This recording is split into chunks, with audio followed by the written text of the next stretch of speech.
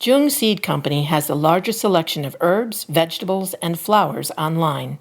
They're a family-owned and operated company since 1907. Use code FINE22, that's F-I-N-E 22, to receive 15% off your order at jungseed.com. That's JUNGSEED.com. Valid through December 31st, 2022.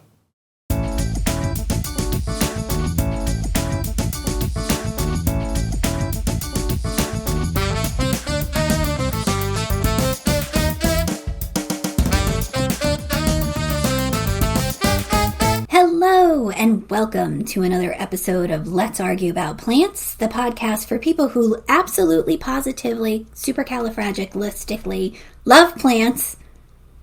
But not always the same ones. Had to throw you off there, Carol. Oh my gosh, I was like just counting the adjectives. I'm Carol Collins. I'm the associate editor at Fine Gardening Magazine.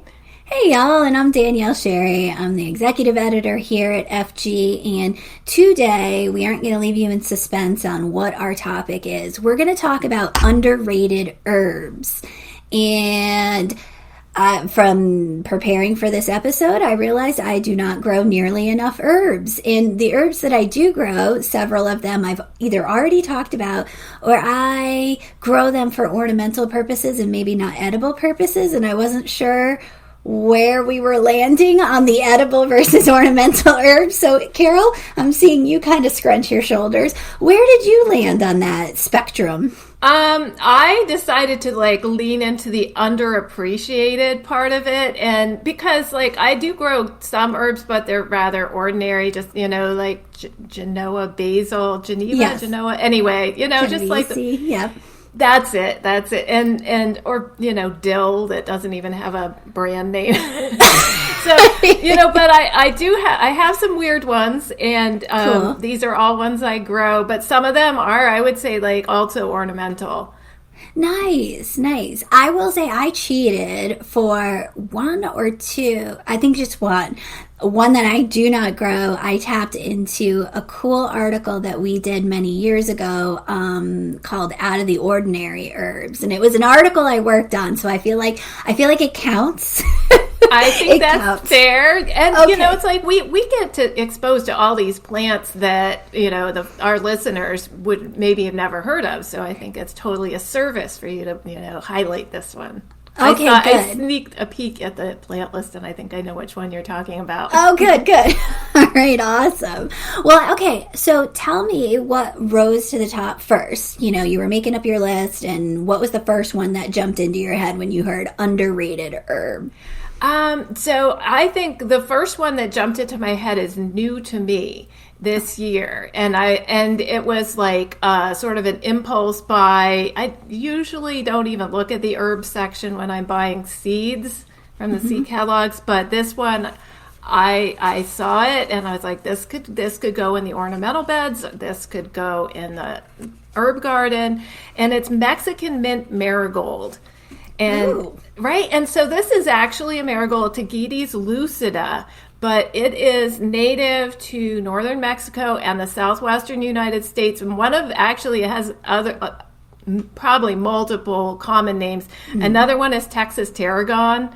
And, yeah, and I would say tarragon rather than mint is what it tastes like. It's sort of got a little bit of an anise flavor. You can eat the flowers, which are like these cute little yellow, very simple, a frill of golden yellow petals around the typical marigold shape. I don't know if you call that calyx or, the little... Yeah, that little boss in the middle, whatever it is. Exactly. Yeah. And then just like that and just a little frill of petals around it. And many, many flowers, though, and especially as it gets bigger and older. And then strappy green foliage that it actually looks like tarragon, and it tastes quite a lot like tarragon too. So any recipe that called for tarragon, you could use it. I think it would taste great in like a mojito. Ooh, see, now you got me. Yeah. And you can find recipes for this online. It actually, people really do cook with it in the southwestern United States because it's super easy to grow. Full sun, really well drained soil. You can like throw it in the rockiest, nastiest sandiest soil you have, it'll be fine. Very adaptable. Grows easily from seed. In fact, I got way too many this year. I had to give them away. And over the course of a season, it can get pretty big, like 3 feet tall and wide, which is why it's like, I was looking at my 20 or 30 seedlings going, there is no room for you all. Like I can do maybe a dozen of you, and the rest of you have to go.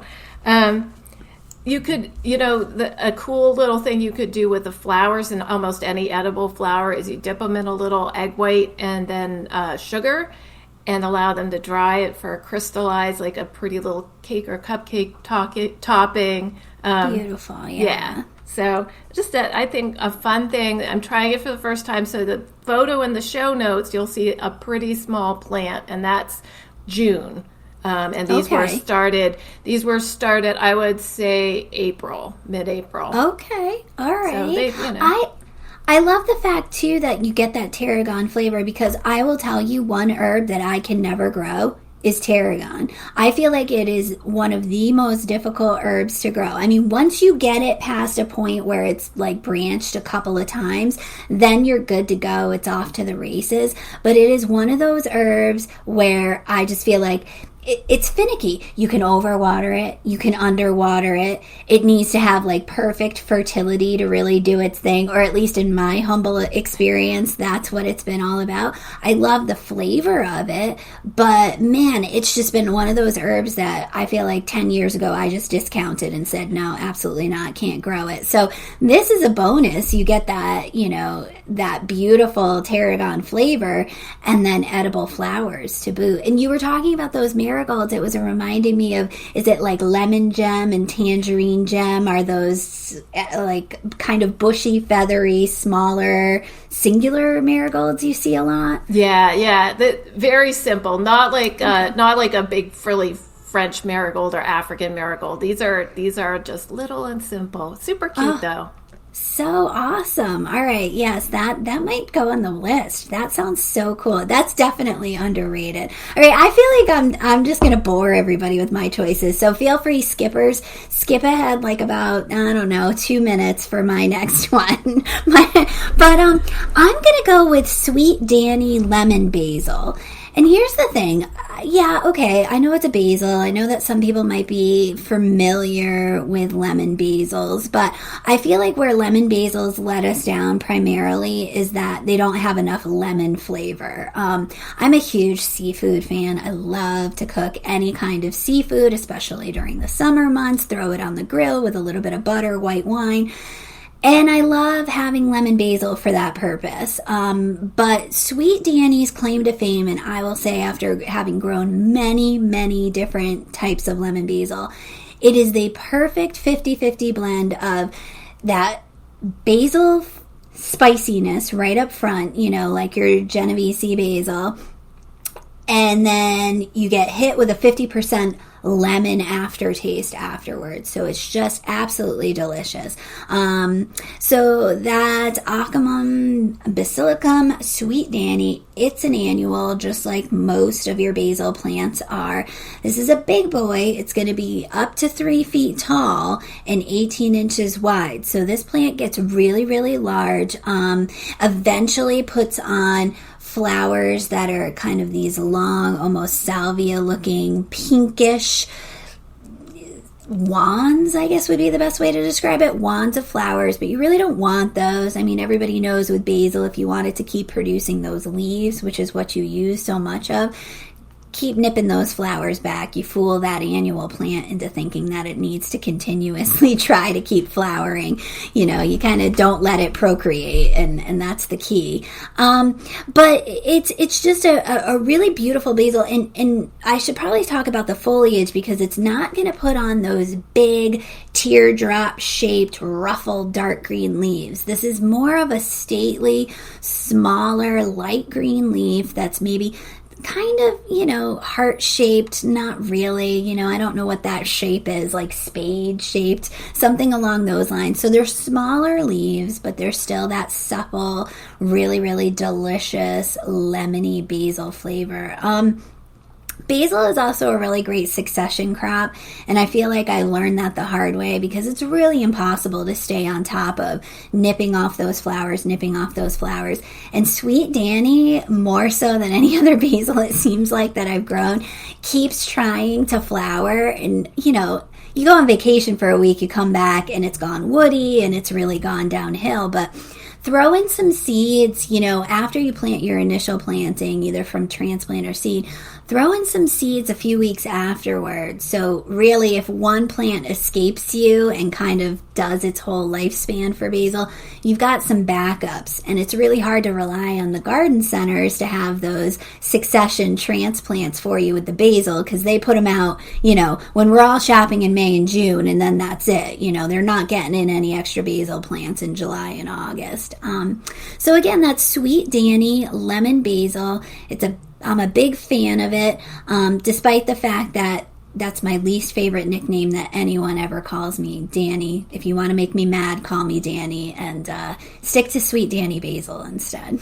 Carol, do you grow typical basil? You must grow basil. You have to grow basil. I do. I'm growing it this year. I don't always, because I'm the only one in the family that likes it. So I know, right? But sacrilege! No but it way. Is still, I am worth it. Yeah, you sure are, girl. All right. Well, so what else are you growing for herbs then? If obviously basil isn't taking up all the space in your herb beds, what is taking up space? This one I actually grow it outside of the vegetable garden, and it is Kentucky Colonel Spearmint. And I always have to check the name because I always accidentally give him a promotion and make him Kentucky General, but it's Kentucky Colonel.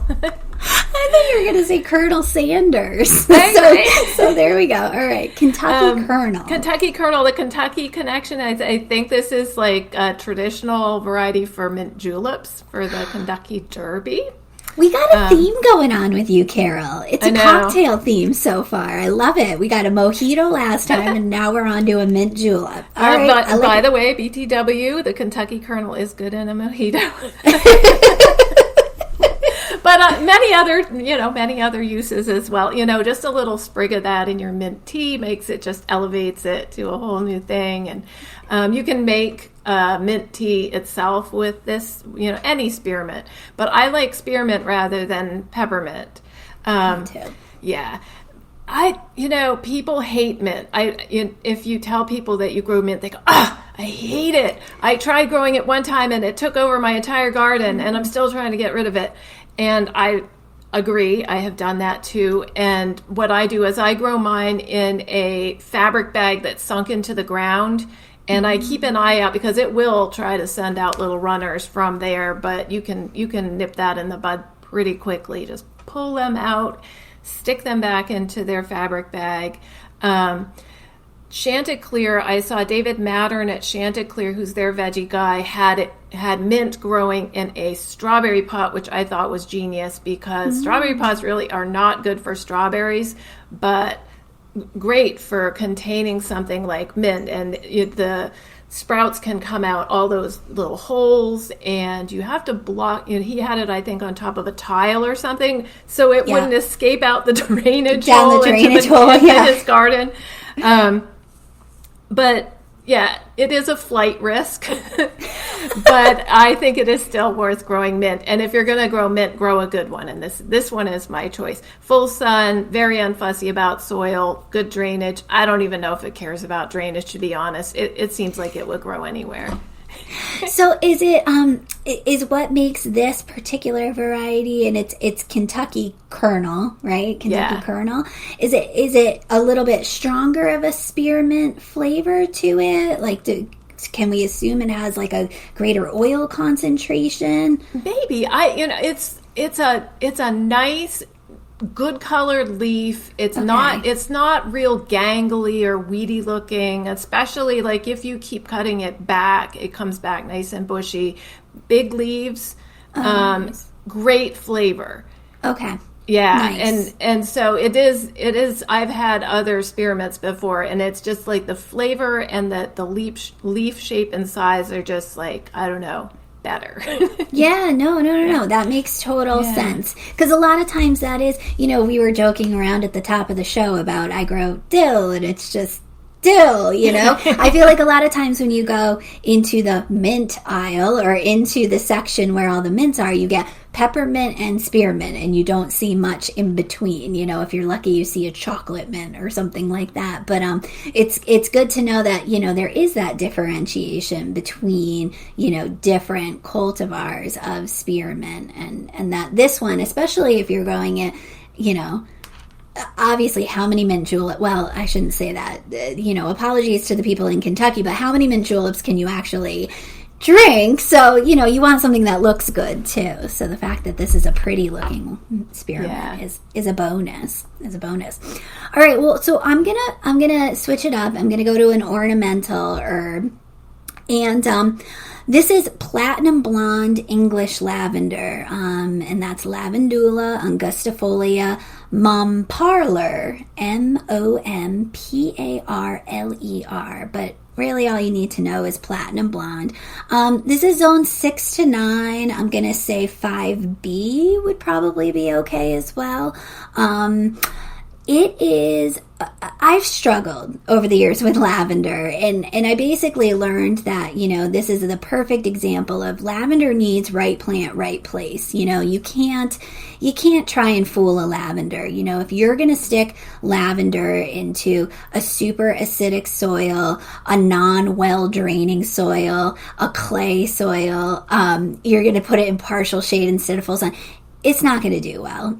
I've tried to fake it till I make it, and lavender will die on you every single time. So, lavender wants sharply drained soil, full sun, and very alkalinic soil.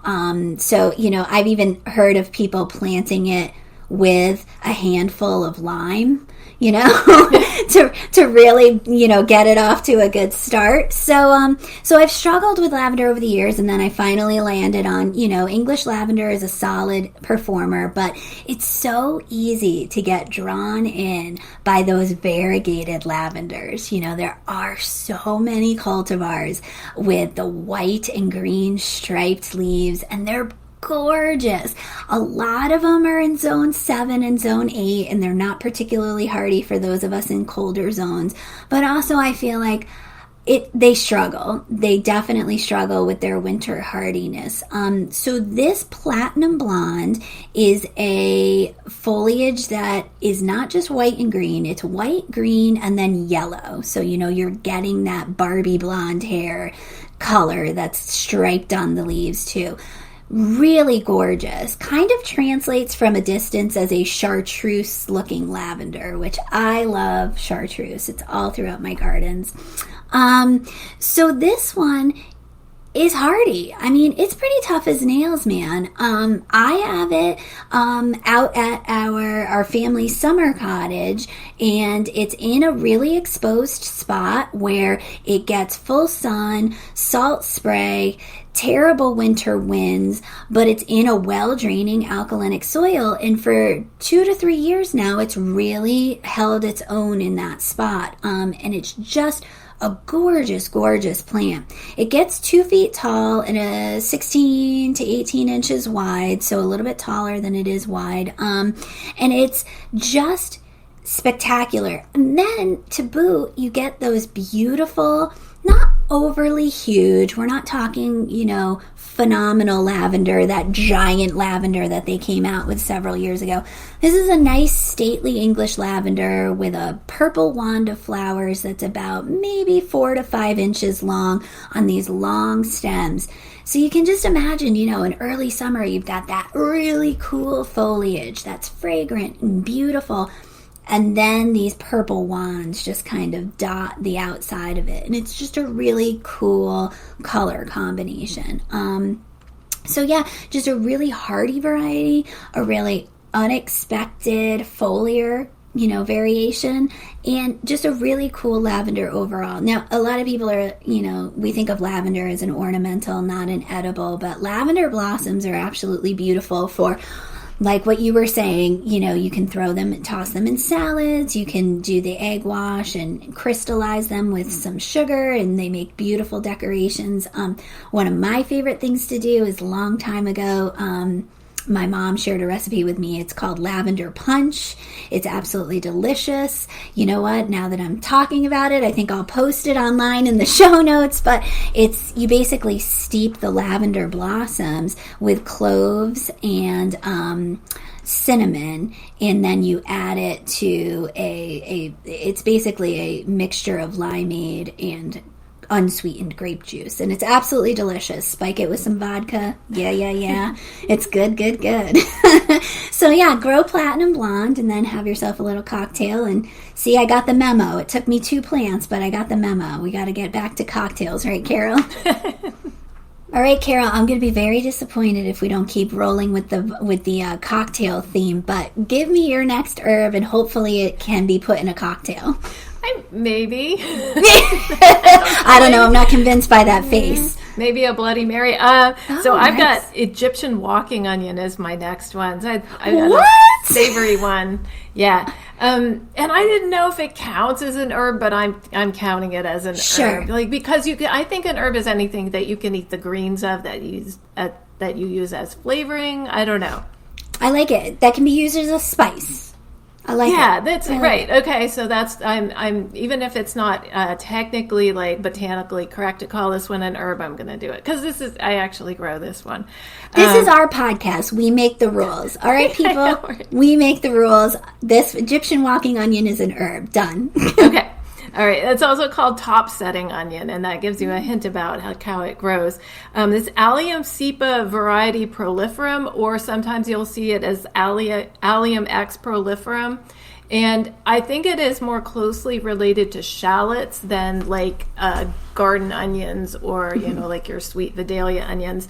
So the bulb itself is not big. It can actually be kind of long, like a leek.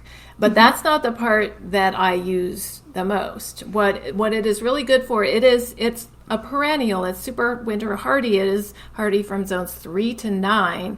And so this is, for me, a source of green onions or onion greens, like the tops, all year long. I have actually dug it out of the snow to like put it in, something for Christmas or something for Thanksgiving. So like a scallion, giving like it that scallion. Exactly. It's good on so many things. It's like a great garnish for anything that's a potato dish or eggs, or it's good in stir fries, it's good in dips, it's good in burritos. Like, you get the picture. It's like anything you would use green onions or scallions or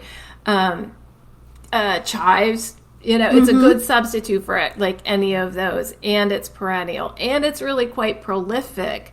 So that you keep a patch going somewhere in your garden. You can always go to it for new plants if you wanted to pass it along. And that's how it came to me. Someone just gave me a couple of these bulbs and I put them in, and then they start growing and reproducing. So the way they get the name walking onion is that around this time of year, mid-June to late June, they, at the ends of their stalks, so you imagine like a big onion green, at the end of that they start setting flowers, and sometimes it's kind of like weird swoopy, like another layer of greens come out, and then you get the flowers on the end of that. It's really cool and wacky looking. The flowers themselves are sort of like a starburst of little white flowers. So flowers look more like a leek than the purpley flowers you might expect from other alliums. But it's like a little mini globe of these star-shaped flowers. And those flowers are edible too, and very pretty. And this is where, float it in a sort of more of a savory cocktail. And nice. I forget the one that has a little wee onion in it, but if you had that cocktail. Oh, yeah. That's some sort of, I feel like is that a gimlet, a martini? I don't know. Something like that, right? So something James Bond would drink. If you're going to do a martini with a little oniony flavor, float one of these flowers in it. All right. Okay. They're tying back into the cocktail. Yes. But so after it flowers, in the same spot on the end of those flowering stalks, you can get little bulbs, like mini bulbs. They call them bulblets or bulbils. Okay. But it looks like a tiny wee little onion, and those are edible too. You can eat them, you can plant them. If you leave the plant alone, the stalk sort of collapses under the weight of this.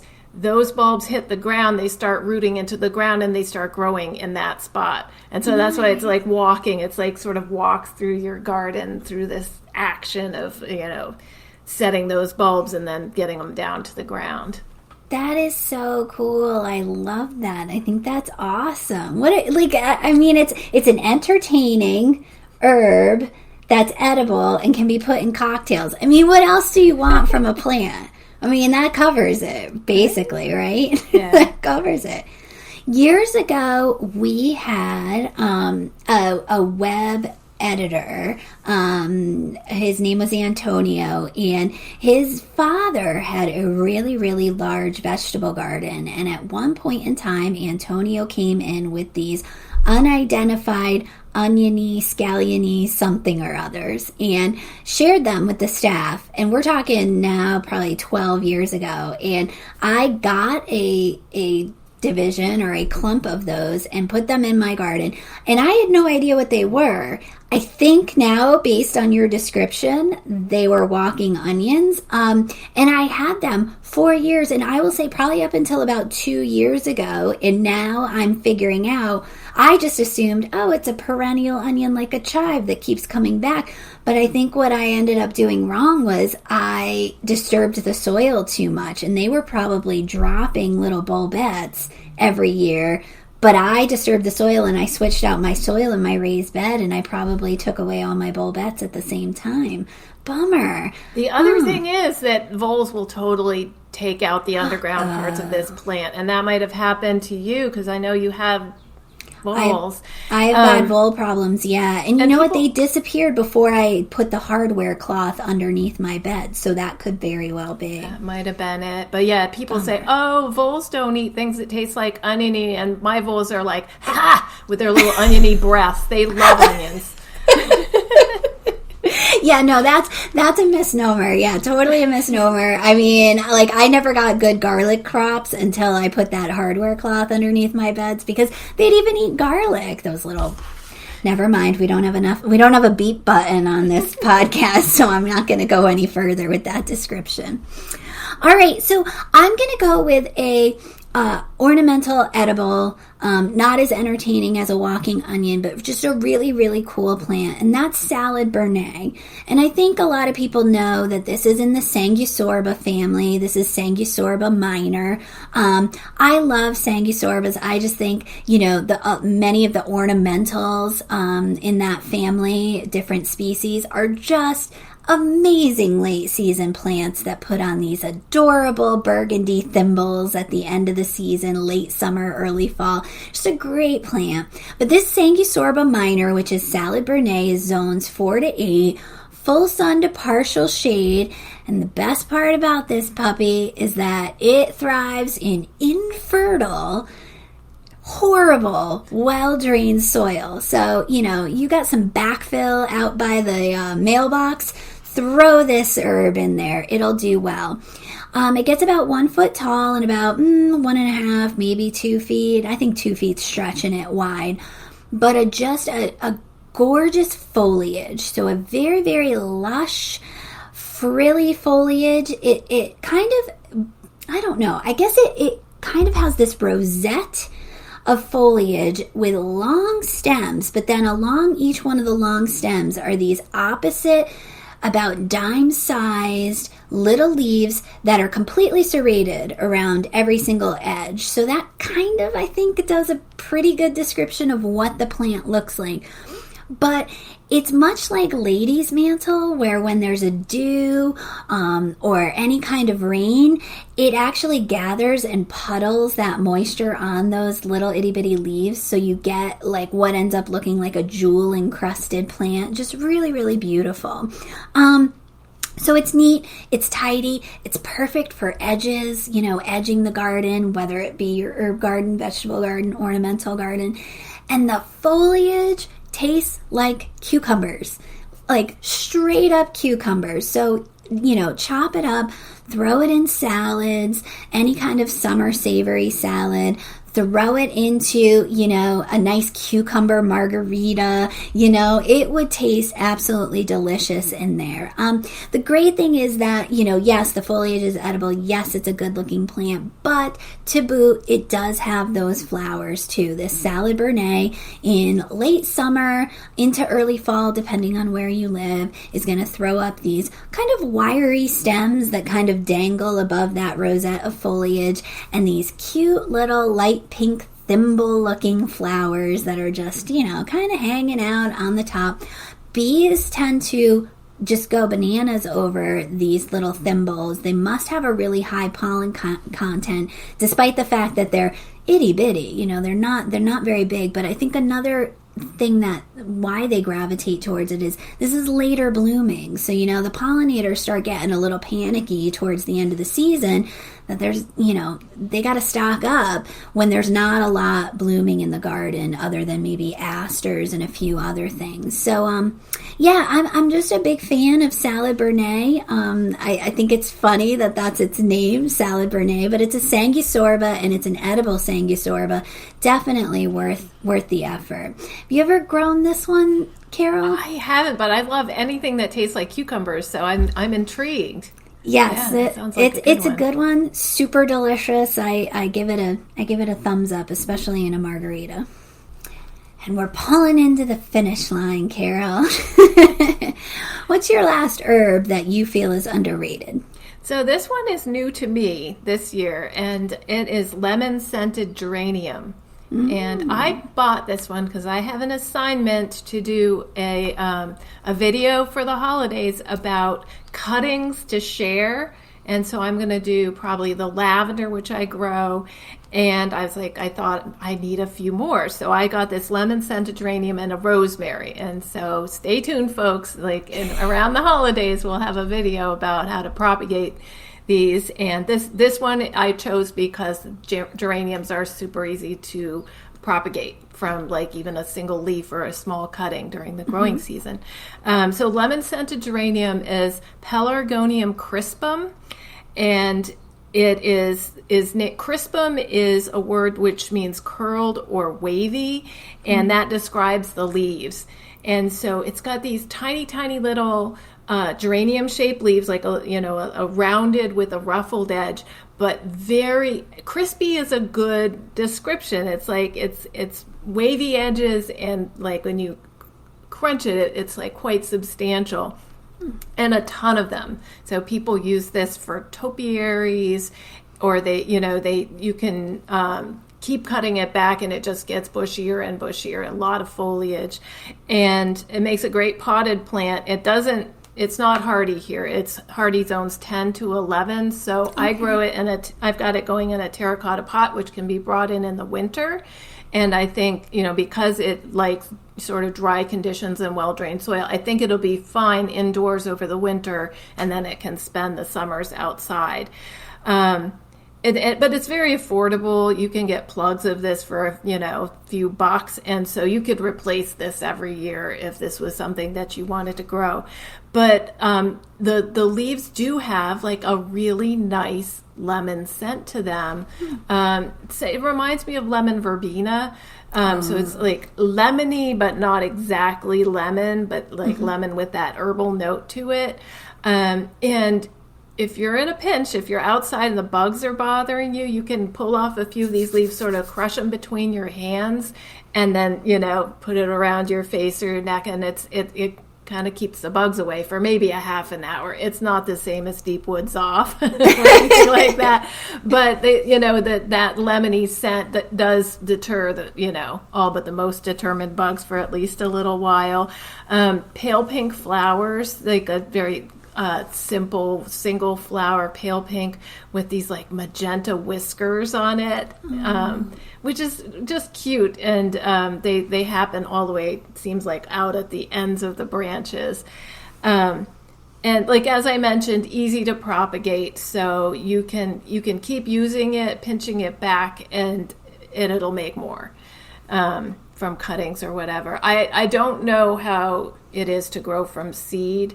But because this is pretty readily available in nurseries, I would say, like get a piece of it, and you'll have it as long as you want it, as long as it doesn't stay outside over the winter.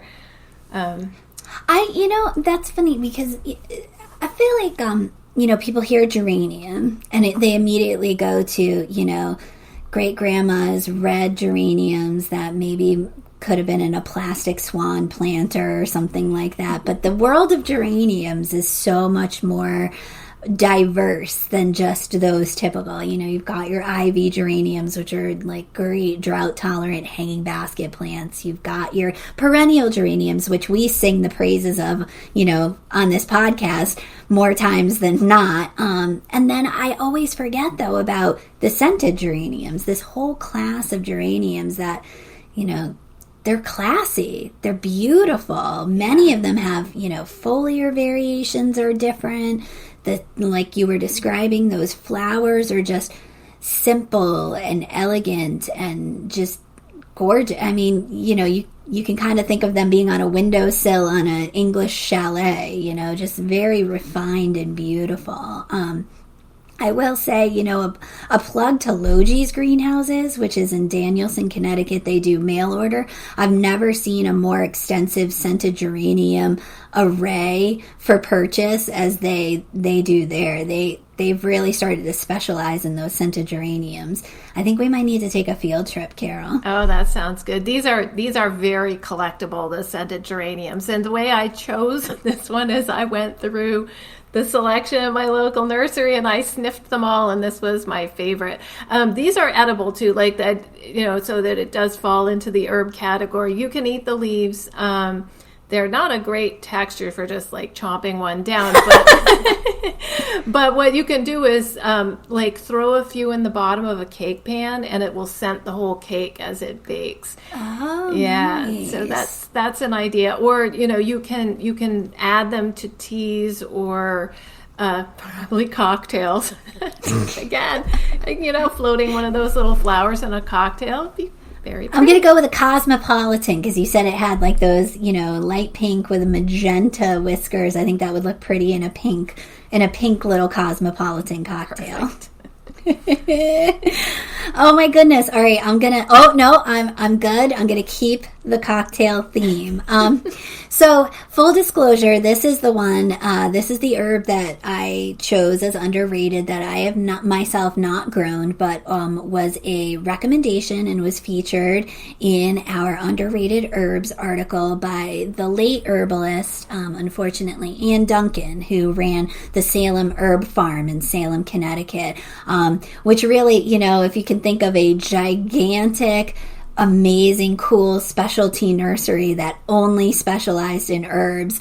It was like a kid in a candy store when I went over there to start taking photos. But I remember narrowing down the list with Anne, and she kept saying this herb, and I'm like, really? And that herb was Lovage. So I wasn't too familiar with Lovage, but it's Levisticum officinale, zones 4 to 8. And to me, in every photo that you look at, it just kind of looks like a big old green blob, It doesn't really have much going on. But upon further inspection, it really does look like the greenery of celery. And I think that this is a good, thing to match it up with, because it is like an herbal celery. So it's got a little bit of those herbal notes, but definitely the underlying flavor of the foliage and the stems, which are hollow, is celery. Full sun, well-drained soil. I will say this is big. This guy gets really large. Lovage, where it's happy, can get up to 6 feet tall and 3 feet wide. So this is more like a shrub herb. It's pretty ginormous. Where it gets its common name, which this was fun to kind of delve into in my research today, was that in ancient Rome, they used to use lovage in love potions, and they would make a pumice out of it and mix it into a cocktail, and supposedly it was a love potion that whoever drank it, the next person you saw would fall madly and deeply in love with you. So use with caution. Those of you at home, use with caution. But Anne had a great idea that she had shared with us in the article, and she said what she loves doing is picking the stems and cutting them off and using them as straws in Bloody Marys. So basically you're drinking through this celery herbal infused straw for Bloody Marys, which I thought was a great idea. The other thing is the foliage is delicious too. So you get that celery, parsley, a little bit of parsley flavor to it. Throw it in any egg dish that you make. Quiches, omelets, frittatas, and it's absolutely delicious. It will throw up plumes of tiny yellow flowers that, again, the pollinators absolutely love. It's one of those very, very airy flowers in mid to late summer that just, like those umbel flowers, they just seem to flock to. You want to cut those flowers off if you don't want this puppy to basically start to decline, because the second that those flowers come on, the foliage really starts to yellow out and brown out. But it is a true perennial. It's not, it will come back for you in zones 4 to 8 year after year. But I when we were researching this topic, I thought, oh man, we do all these articles and we all say like, oh, I gotta grow that plant, and this one was one that escaped me, so I think it might need to be an addition. I think it would do really well in the corner of my vegetable garden, kind of outside of the beds, but holding up maybe one of the corners of the fence and attracting tons of beneficial insects to boot. That's a great thing to do in the vegetable garden for sure. Yeah. And now, because everything sounds better with a British accent, here's Peter to actually stay on topic for once.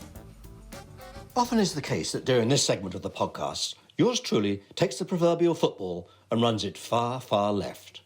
That is to say, I view my role on this esteemed programme as one of entertaining distraction. My insights are sometimes related to the overall theme of the episode, but more likely, they're what one might describe as wildly off topic. I do my best to lighten things up, like a dubiously hilarious beer commercial in the midst of the Super Bowl. But today, I'm going to stay acutely on topic and extol the virtues of my favourite underrated herb, sea fennel. Perhaps some of you listening know of this peculiar perennial, native to my native England. However, others I'm sure are not familiar, and so for you, I will commence my TED Talk on this tasty plant. Sea fennel, Crypthum maritimum, hails from the sandy coastlines of Europe, including Britain, the Mediterranean and the Black Sea. It is a curious plant reaching 12 inches tall and wide with pencil-like succulent branches.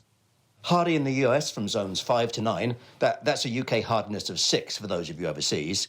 It prefers full sun and well-drained soil. It can even grow in nutritionally poor soil.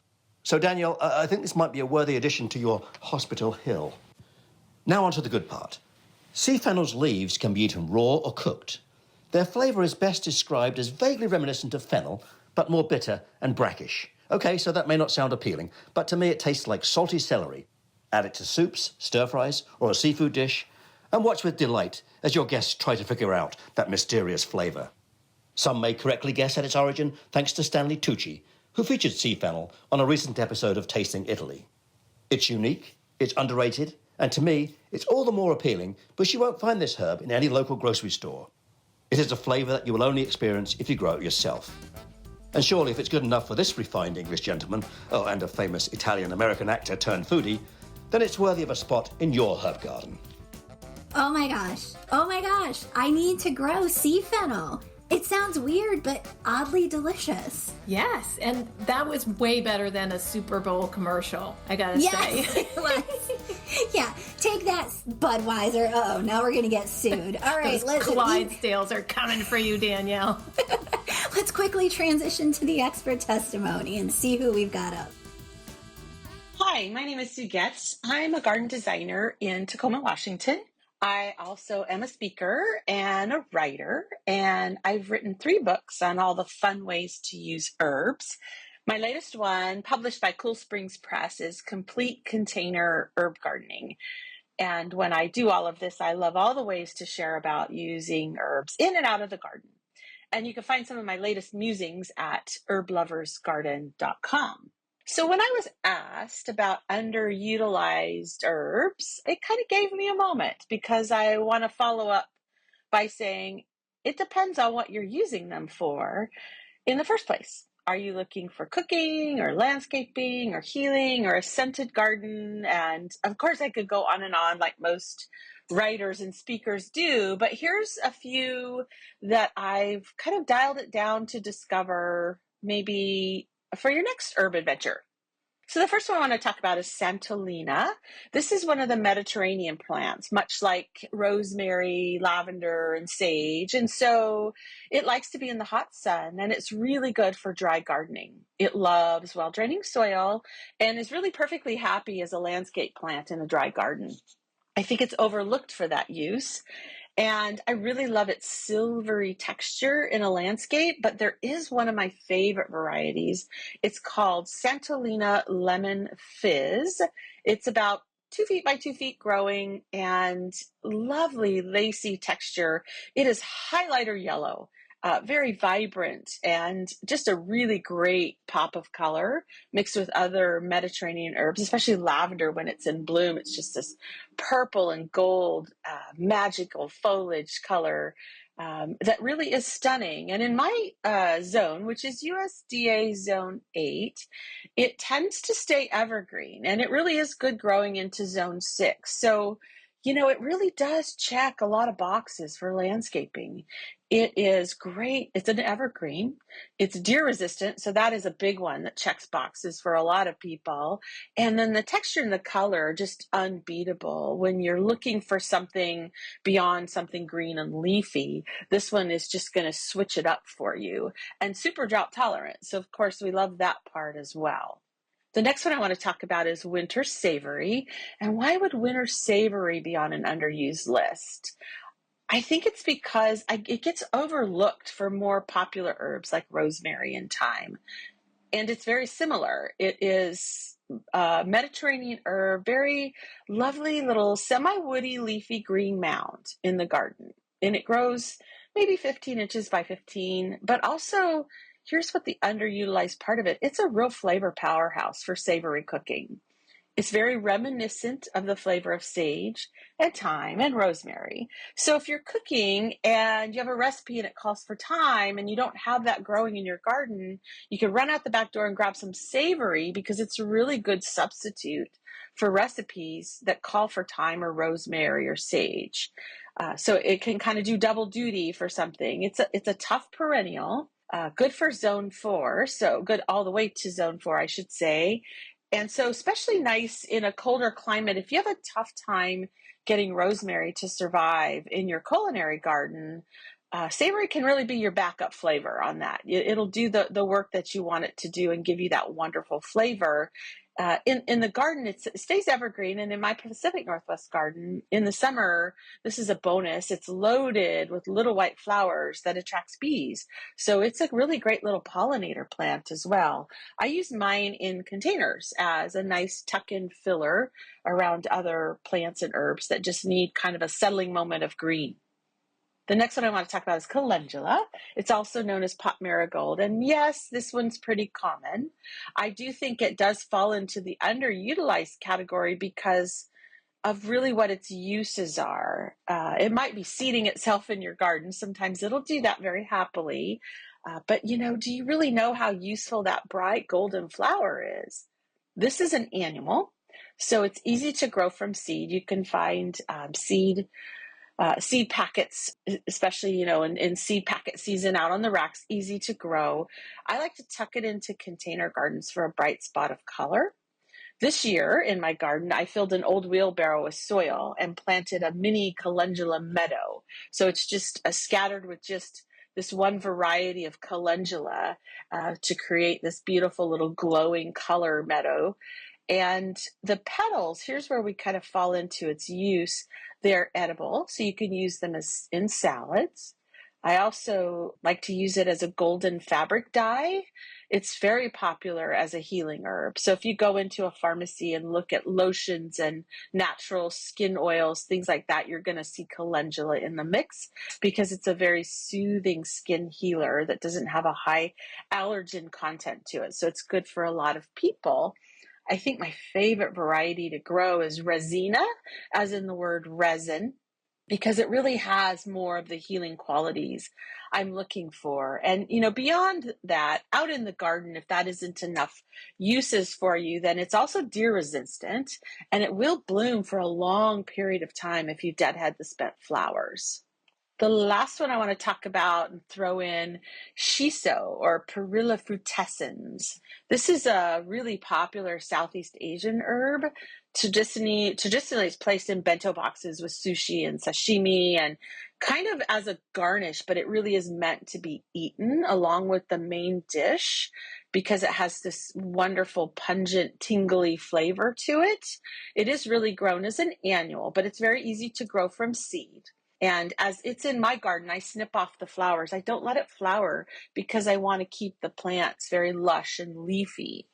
And these big, bold, frilly edged leaves make nice texture filler for a container garden, kind of like the coleus of the herb world. You could use Shiso as a really nice substitute, especially when used as a backdrop because it can get about 2 feet high and wide. Most varieties are green, but one of my favorite is Britton, Britton.